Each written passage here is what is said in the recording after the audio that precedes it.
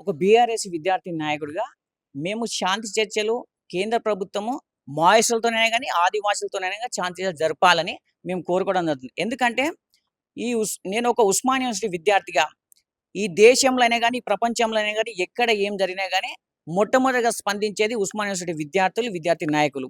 ఈరోజు ఏందంటే ఆదివాసులు అనేటోళ్ళు ఈరోజు అక్షరాస్యతకు దూరంగా, చదువుకు దూరంగా సామాజిక వ్యక్తులకు దూరంగా ఈరోజు మారుమూలటువంటి అడవు ప్రాంతాలలో నివసిస్తున్నటువంటి ఒక వ్యక్తుల పైన ఈరోజు కాల్పుల వర్షం జరుగుతుంటే, వాళ్ళు ఎవరిని ఎప్పుడు ఎక్కడ చంపుతా ఉంటుంటే, ఈరోజు ఎక్కడ మానవత్వం ఇది?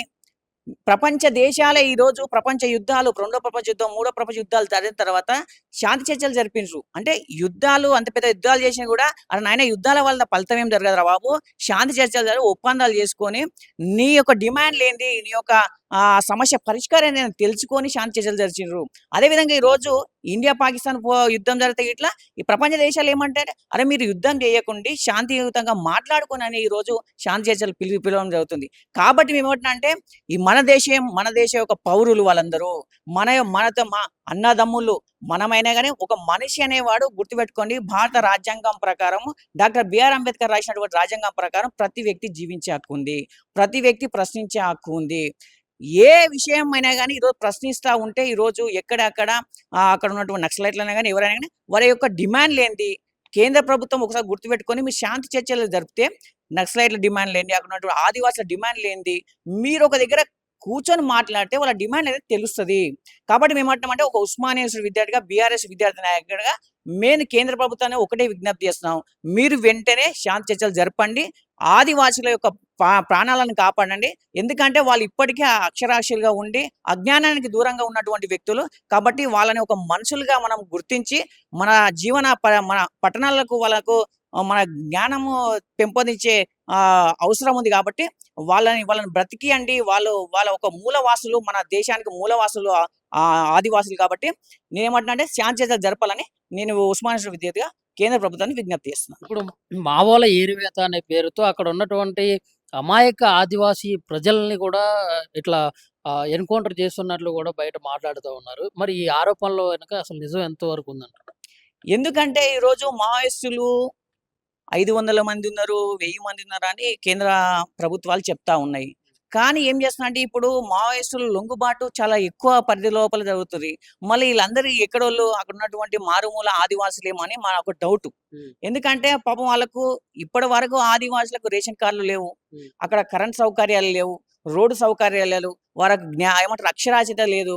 కాబట్టి వాళ్ళు అసలు ఈ భూమి మీద అక్కడ ఉన్న వ్యక్తుల యొక్క ఎటువంటి అవసరాలు ప్రభుత్వం తీర్చకుండా ఈరోజు అక్కడ ఎంతమంది పబ్లిక్ ఉన్న తెలవకుండా ఈరోజు ఎంతమందిని అక్కడ మావోయిస్టులుగా ఈరోజు ముద్ర వేసి లొంగుబాటు చేస్తారు. ఏమంటామంటే పాపం వాళ్ళ ఎటువంటి అవగాహన లేని వ్యక్తులను నక్సలైట్ల ముద్ర వేయడం తప్పు.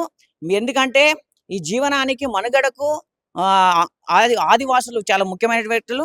కాబట్టి వెంటనే శాంతి చర్చలు జరపాలని మేము ఒక డిమాండ్ చేస్తున్నాం. అసలు మావోల వల్ల అసలు ఎవ్వరికి ప్రమాదం ఉంది? అంటే మామూలు ఇంతకుముందయితే కమ్యూనిస్టులని ఎక్కువ వాళ్ళు టార్గెట్ చేసేవాళ్ళు అని చెప్పేటోళ్ళు. మరి అసలు మావోల వల్ల ఎవరికి ప్రమాదం ఉందంటారు? నేనేమంటున్నా మావోల వల్ల ప్రభావం ఉన్నదా? లేకపోతే కేంద్ర ప్రభుత్వం వల్ల మావోలకు ప్రభావం ఉందా అనేది నేనేమంటలేను. అంటే మనిషి అనే వ్యక్తి ముఖ్యం. ఫస్ట్ మనిషి ముఖ్యం. ఒక మనిషి సాటి వ్యక్తి మనిషి ముఖ్యం. ఎందుకంటే ఒక ప్రభుత్వం ఇప్పుడు కేంద్ర ప్రభుత్వం కొన్ని హామీలు ఇవ్వడం జరుగుతుంది. రాష్ట్ర ప్రభుత్వం కొన్ని హామీలు ఇవ్వడం జరుగుతుంది. కొందరు ఒక్కొక్క రూపంలో ప్రభుత్వాన్ని ప్రశ్నిస్తూ ఉంటారు. మావోలు ఒక రూపం అనుకోవచ్చు, ప్రజా సంఘాలు ఒక రూపం అనుకోవచ్చు, ప్రతిపక్షాలు ఒక రూపంలో ప్రశ్నిస్తూ ఉంటారు, పోరాటాలు చేస్తుంటారు, ధర్నాలు చేస్తూ ఉంటారు. కాబట్టి వివిధ పంతాల లోపల ప్రభుత్వం ఇచ్చినటువంటి హామీలను ప్రజలకు కావాల్సిన హామీల కోసం పోరాటాలు చేస్తుంటారు. కాబట్టి ఆ హామీలు మీరు నెరవేరిస్తే ఈ యొక్క మావోలు ఉండరు, ఈ యొక్క ధర్నాలు ఉండయి. కాబట్టి మీరు ఇచ్చిన హామీలు ప్రజలకు నెరవేర్చనని మేము తెలియజేస్తున్నాం. అదే విధంగా మీరేందంటే ఇప్పుడు మావోలు వాళ్ళ డిమాండ్లు ఇప్పుడు అక్కడ కరెంట్ కావాలని ఒక డిమాండ్ అనుకో, అది నెరవేర్చండి. ఒకవేళ ఏమంటారు ఎటువంటి డబ్బు లేకుండా రాజకీయం చేయాలని వాళ్ళ యొక్క డిమాండ్ అనుకో, అది మంచిదే కదా పద్ధతి. ఆ విధంగా ఎన్నికలు కొని ఎలక్షన్లో గెలవండి. కాబట్టి వాళ్ళ డిమాండ్లన్నీ ఫస్ట్ మీరు విని తర్వాత మీ యొక్క నిర్ణయం అనేది ప్రకటించాలని, శాంతియుతంగా చర్చలు జరపాలని నేను డిమాండ్ చేస్తున్నాను.